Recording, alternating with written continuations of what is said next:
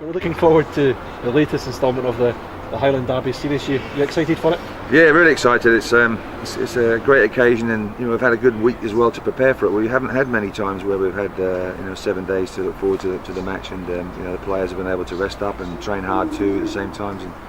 And they are looking forward to it. And we've had 2 great wins here, which obviously helps the memories. But when it comes to this game on Saturday, it doesn't really matter what you've done. It's about getting out there and trying to do the business and trying to put one over your local rivals. But both sets of players are on form, both sets of players are hungry and want to win the match. So I don't think it'll be 0-0, that's for sure, because on this big pitch it lends itself to good attacking play, and both sides have got players that can win matches. Yeah, that's my next question. What can we expect from this game? Because we've seen a 0-0 this season, although a very entertaining 0-0, 3-3 draw. You beat them here in the league game. There was a cup replay as well. What can we expect from this latest derby? Who knows what do you really expect from a match like this? It has everything. There's been some great quality football in the games. Okay, the 0-0 there wasn't a lot of quality, but it was fiercely fought.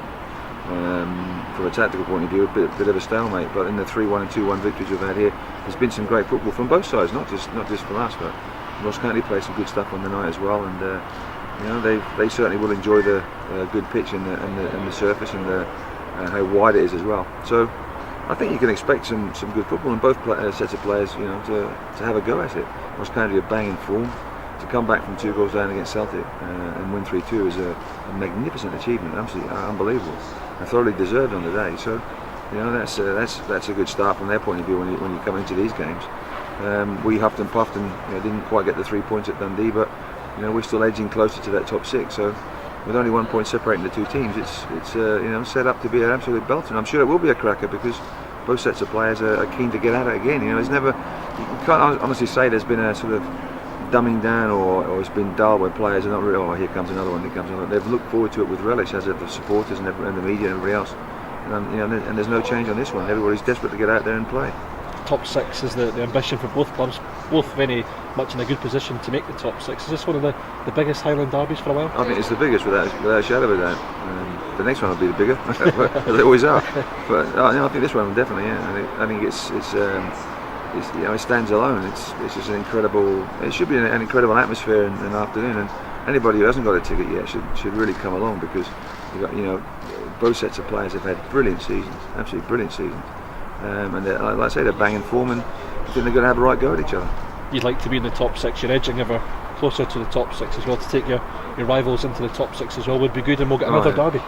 Oh yeah, that'd be absolutely brilliant. I mean, it really would be. But we've got 3 games to go. The games are just dropping away now. There was speaking, and there's 5 or 6 to go, and then there's 4, then there's 3. After Saturday it'll be 2. Then we have a 2-week break, of course, after this game on Saturday. So we've got plenty of time to look at the result and see where we are. But I think a win will take either team into the top 6, and that's history. And people should see that. Come along and see that. The history could be made on Saturday, and we want to be the ones to make the history and make the history first and get there too.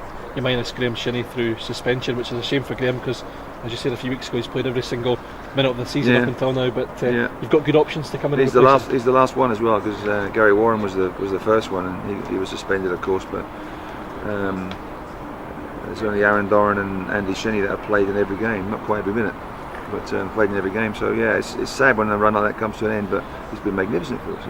You think when we're in the first division and him and Nick Ross were part of our 5-man youth team, that was all we had of things like this. How he's progressed. He's been absolutely brilliant. He really has. And he's a lovable guy as well. He really is a big character for a small man, but he's got a lot of heart. And he will be missed. But Charlie Taylor did well when he came on in the derby the last time, and played last week too at Dundee. So he's got good experience now, and he's a solid boy. So yeah, everybody else is available and fit and raring to go. So apart from Graham, it's good.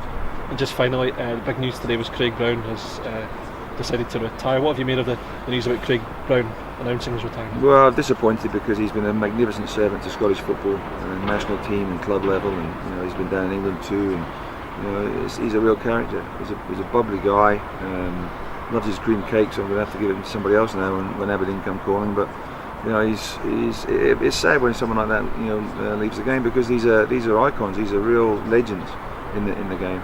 We don't get many of Craig's calibre and quality and character.